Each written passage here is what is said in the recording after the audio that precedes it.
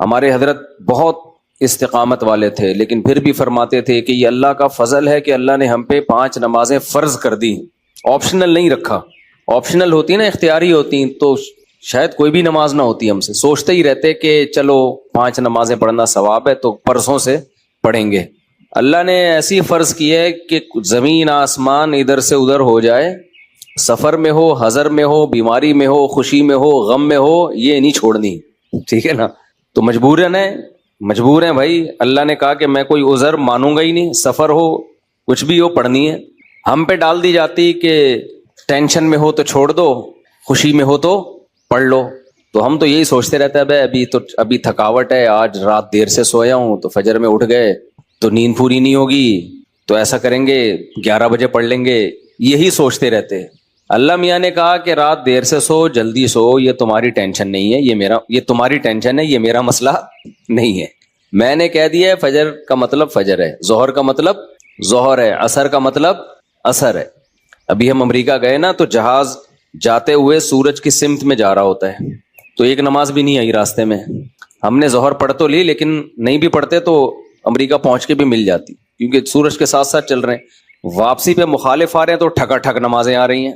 اب جب ٹھکا ٹھک نماز آ رہی ہے، ایک نماز کا ٹائم، فوراً دوسری نماز، فوراً تیسری نماز، فوراً چوتھی نماز، فوراً 5ویں نماز، اور اللہ نے فرض نماز میں کہا ہے کہ کھڑے ہو کے پڑھو، قبلے کی طرف پڑھو۔ یہ ممکن نہیں ہے تو پھر مجبوراً بیٹھ کے پڑھو، لیکن فرض نماز پھر بعد میں لوٹانی چاہیے، کیونکہ فرض نماز اصل میں قیام بھی فرض ہے اور قبلہ رو ہونا بھی فرض ہے۔ تو اب ہمارے ساتھ دوست تھے، انہوں نے کہا کیسے؟ میں نے کہا مجبوراً بھائی پڑھنی پڑے گی، اللہ کا حکم ہے، نماز آپ سفر میں نہیں چھوڑ سکتے۔ اللہ نے 4 کی 2 کی ہی اسی لیے کہ میں نے 4 کی 2 کر دی ہیں، چھوٹی کر دی ہے، اس لیے کہ چھوڑنا نہیں ہے، آدھی کر لو۔ چھوڑنے کا آپشن ہوتا تو اللہ پھر کہہ دیتا ٹینشن میں ہو تو چھوڑ دینا، نہیں تو پھر پوری پڑھ لینا، یہ کہتا نا اللہ تعالیٰ۔ اب جب نماز کا ٹائم آیا، ہم نے کہا بھائی کہ نماز پڑھنی ہے، تو وہ نماز میں جہاز میں جگہ کہاں دیتے ہیں؟ خیر ہم نے ریکویسٹ کی تو جگہ آگے، انہوں نے کہا آگے جا کے پڑھ لو۔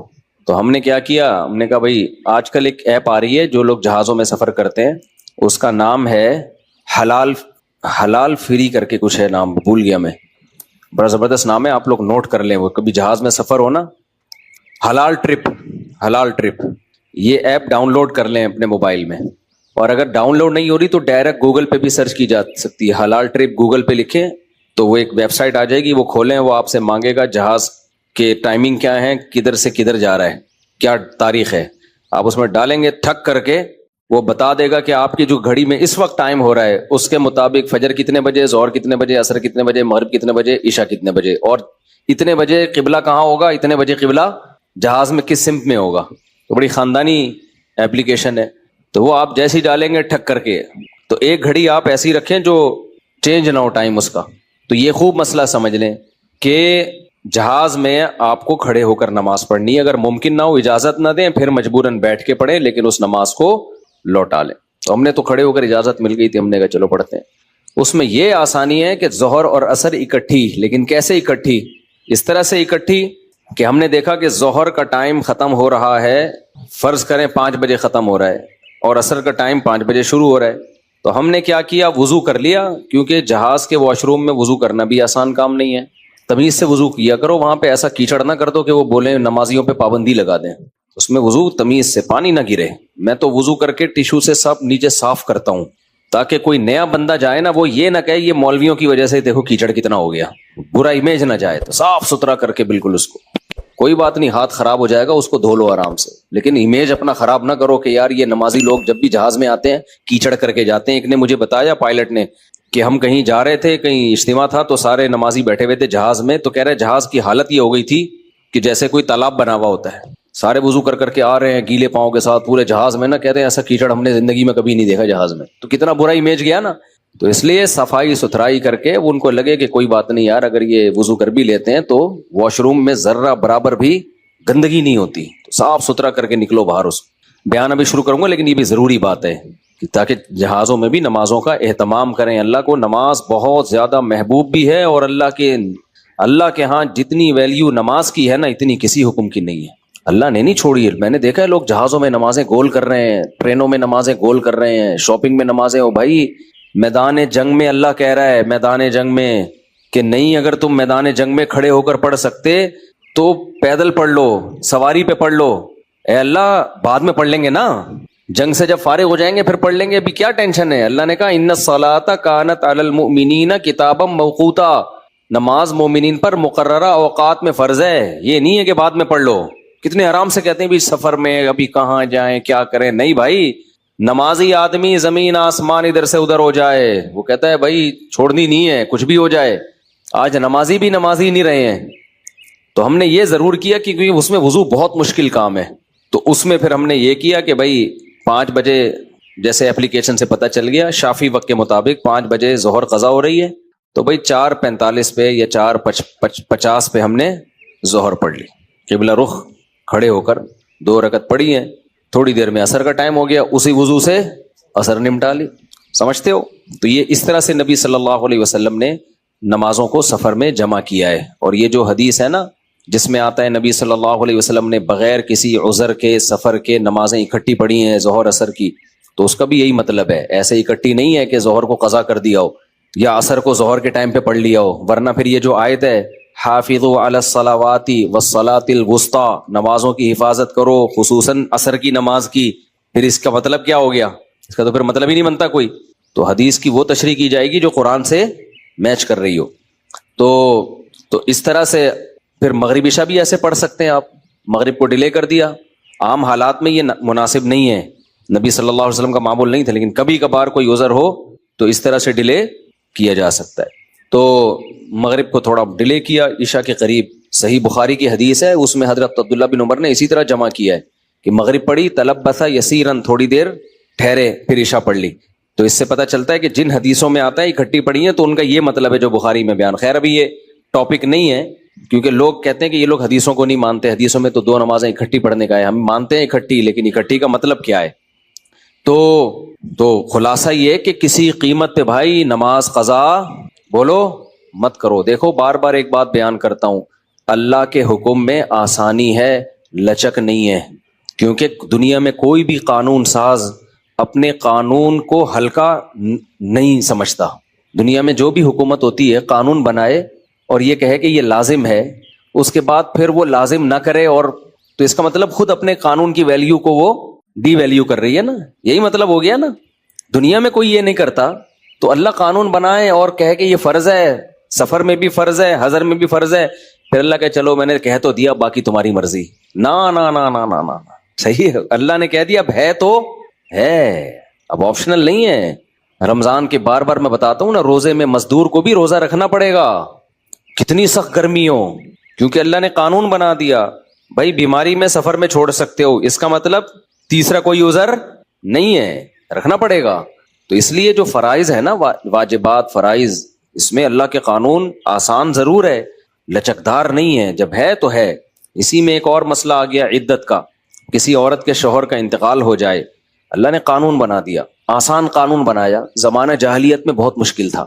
جب کسی عورت کے شوہر کا انتقال ہوتا تھا تو زمانہ جاہلیت میں عورت 2 سال عدت گزارتی تھی. کتنی؟ 2 سال. اور اس 2 سال میں وہ میلی کچیلی رہتی تھی. یہاں تک بھی بعض روایات میں آتا ہے اس کی جگہ کو گندا رکھا جاتا تھا, مینگنیاں لا کے ڈال دی جاتی تھی, گند میں رہے. اسلام نے اس حکم کو ختم کیا. یہ ظلم ہے عورت کے اوپر.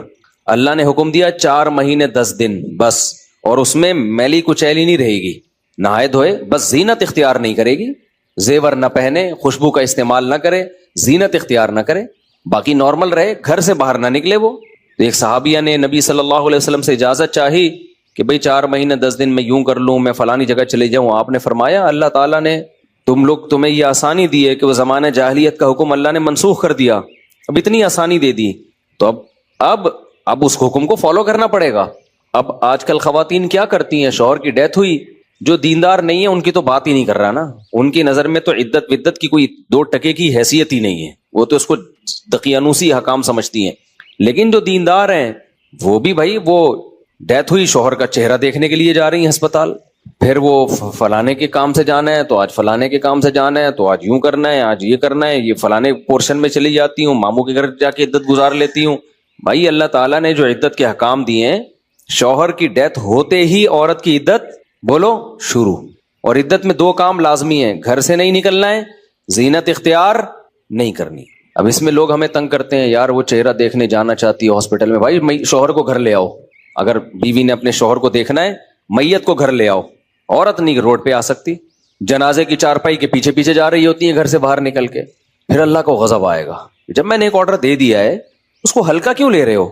عیادت کے لیے نہیں جا سکتی وہ، سمجھ رہے ہیں کہ بھئی فلاں بیمار ہے تو چلو میں عیادت کے لیے چلی جاؤں، فلاں کی ڈیتھ ہو گئی چلو میں تعزیت کے لیے، حج ختم ہو جاتا ہے اس سے، حج کی کتنے مسئلے آتے ہیں، عورت نے حج کی درخواست دی ہوئی ہے، نام آ گیا، حج پہ جانے کی تیاری ہو گئی، شوہر کا انتقال ہو گیا، اب جس دن جانا ہے 4 مہینے تو ہو جائیں گے، 10 دن رہ جائیں گے، تو ہم کہتے ہیں بھائی 10 دن کیا 1 گھنٹہ بھی رہ گیا ہونا 4 مہینے 10 دن ہونے میں، آپ کو 1 گھنٹہ پہلے بھی نکلنے کی اجازت نہیں، بے شک حج ضائع ہو جائے کوئی بات نہیں، حج کینسل ہو جائے، کیونکہ حج کی فرضیت پہ عدت مقدم ہے، حج اگلے سال بھی ہو سکتا ہے، عدت تھوڑی ہو سکتی ہے، تو ہاں یہ اللہ نے آسانی رکھ دی ہے کہ جس عورت کا کوئی کمانے والا نہ ہو، اللہ نے لچک، جہاں شدید ضرورت تھی وہاں اللہ نے خود بخود لچک رکھ دی کہ بھوکے تو نہیں مر سکتے نا، کمانے والا کوئی نہیں ہے تو کمانے کے لیے جا سکتی ہے، مجبوری ہے بھائی کمانا، اس میں فقہاء نے بیان کیا دن میں جائے بغیر زینت اختیار کیے،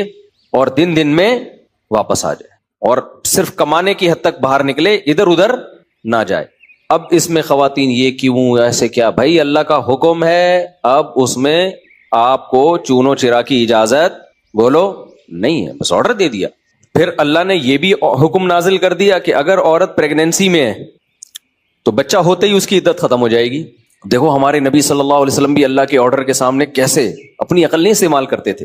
ایک صحابیہ کو حمل تھا، ان کے شوہر کی ڈیتھ ہوئی ہے اور ادھر بچہ پیدا ہو گیا، ادھر ڈیتھ ہوئی اور ادھر فوراً ہی، اب ان کو خیال ہوا بھائی اتنی جلدی تو عدت پوری نہیں ہوتی، تو کیا کرنا ہے، نبی نے سے مسئلہ پوچھا گیا، آپ نے فرمایا ختم۔ جب اللہ نے کہہ دیا وَأُولَاتُ الْأَحْمَالِ أَجَلُهُنَّ أَن يَضَعْنَ حَمْلَهُنَّ، کہ حمل والی عورت کی عدت یہ ہے کہ بچہ جن لے، تو بچہ جن دیا تو اللہ نے تو نہیں کہا کہ 1 سیکنڈ بعد جنے یا 1 سال کے بعد جنے، اللہ نے یہ کہا ہے اللہ نے قرآن میں۔ تو ہمارے نبی بھی اللہ کے حکم کو کیسے فالو کرتے تھے نا۔ اگر یہی بچہ پہلے پیدا ہو جاتا، پیدا ہوتے ہی شوہر کی موت ہو جاتی، فقہا بہت باریک مسائل بیان کرتے ہیں، اور آج کل کے اسکالر نا ان کا مذاق اڑاتے ہیں کہ دیکھو یہ اتنی باتوں میں لوگوں کو الجھایا ہوا ہے۔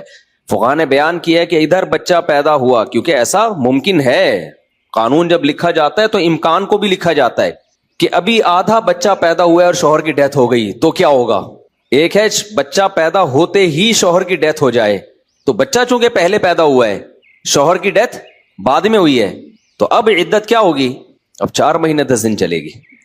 ادھر شوہر کی ڈیتھ ہوئی اور فوراً بچہ پیدا ہو گیا تو عدت ختم۔ اب ایسے بھی کیس قیامت تک کے لیے دین آیا ہے نا، ایسا بھی ممکن ہے کہ شوہر کی ڈیتھ ہوئی اور بچہ آدھا پیدا ہوا ہے اور ادھر ڈیتھ ہوئی اس کی، یعنی ولادت ہو رہی تھی اور شوہر کا انتقال ہو گیا۔ امکان تو ہے نا، لا جب لکھا جاتا ہے نا تو اس میں امکانات بھی لکھے جاتے ہیں۔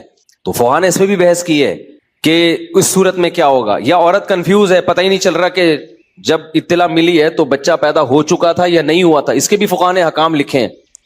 تو بہت باریکیوں میں جا کے، تاکہ آئندہ آنے والے لوگوں کو کنفیوژن نہ ہو۔ آپ کتاب میں جا کے دیکھو، ہر مسئلہ پہ فقہا نے ڈسکشن کی ہے اور اس کو بیان کیا ہے۔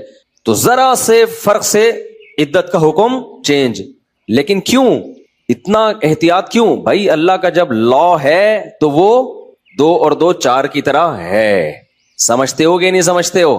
جب اللہ نے کہہ دیا کہ بھائی جو حمل والی عورت ہے اس کا بچہ پیدا ہوتے عدت ختم، اگلے سیکنڈ میں بچہ پیدا ہوا عدت ختم۔ حضرت عائشہ کا قول ہے یا کسی صحابی کا کہ شوہر کو ابھی غسل بھی دیا جا رہا ہو نا، ابھی دفنایا بھی نہیں جا رہا ہے اور بچہ پیدا ہو جائے تو بس ختم عدت، چاہے دفنایا بھی نہ ہو، فوراً نکاح کر سکتی ہے وہ، ٹھیک ہے نا، فوراً نکاح کر سکتی ہے۔ تو اللہ نے اجازت دے دی اس کو۔ اب اس میں حکمت کیا ہے ہمیں نہیں پتا بھائی، اللہ کا حکم ہے، نص وارد ہو گئی تو نبی نے بھی اس پر عمل کیا، صحابہ نے بھی، ائمہ مجتہدین نے بھی۔ لیکن یہ نہیں ہے کہ جی 40 دن کی عدت، بعض 40 دن کی عدت منا رہی ہیں، بعض جو ہے وہ سفر کر رہی ہیں عدت کے دوران۔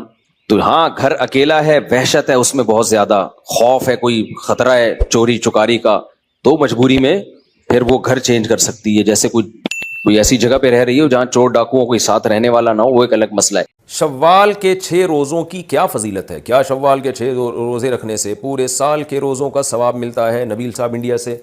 جی ہاں، حدیث میں آتا ہے من صام رمضان ثم اتبعہ ستا من شوال کان ذلک من سیام الدہر او کما قال صلی اللہ علیہ وسلم. اور یا دوسری روایت میں یا صحیح الفاظ پورے یوں ہیں فذالک صیام الدہر, تو دہر سے مراد سال ہے.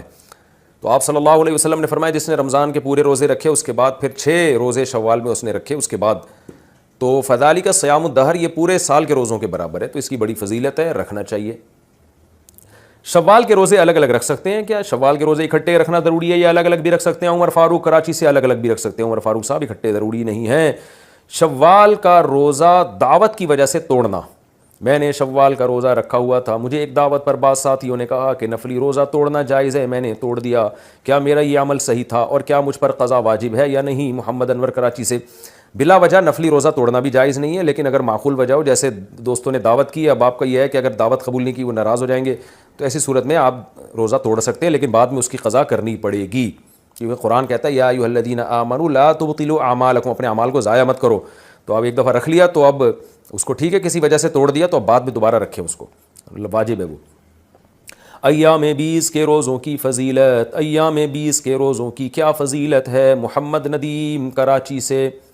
حدیث میں ایام 20 کے روزوں کے بارے میں آتا ہے جس نے ایام 20 کے روزے رکھے پورے مہینے کے روزوں کے برابر ہیں, کیونکہ ایک نیکی 10 نیکیوں کے برابر, تو 3 روزے ایک روزہ 10 روزوں کے برابر, تو 3 روزے 30 روزوں کے برابر. تو یہ فضیلت ایام 20 کی, رکھنا چاہیے. قضا روزوں سے پہلے شوال کے روزے رکھنا, رمضان کے روزے اگر باقی ہوں تو ان کی قضا سے پہلے شوال کے روزے رکھ سکتے ہیں. رضوان صاحب کویت سے, جی ہاں رکھ سکتے ہیں, کوئی حرج نہیں ہے, بشرطے کہ یقین ہو کہ قضا بھی جلدی سے مکمل کر لوں گا.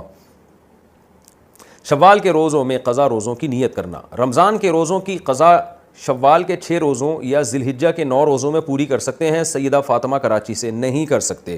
رمضان کے روزوں کی قضا رمضان کے روزوں ہی کی نیت سے ہوگی, اس میں شوال کے 6 روزے یا ذی الحجہ کے 9 روزے نہیں آ سکتے اس میں. منت کے روزوں میں قضا روزوں کی نیت کرنا, کیا منت کے روزے میں رمضان کے قضا روزے کی نیت کر سکتے ہیں؟ حمنا خان, جی نہیں کر سکتے. منت کے روزے بالکل الگ ہوں گے, رمضان کے قضا روزے بالکل الگ ہوں گے. عید کے بعد صدقہ فطر ادا ہو جائے گا.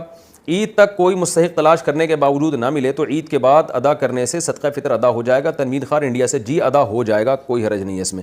بہتر تو یہ کہ اس سے پہلے دیں. مرحوم کی طرف سے روزے رکھنا, کوئی شخص فوت ہو جائے اور اس کے ذمے روزے باقی ہوں تو کیا اس کے وارث کی طرف سے روزے رکھ سکتے ہیں؟ شمس الحق دبئی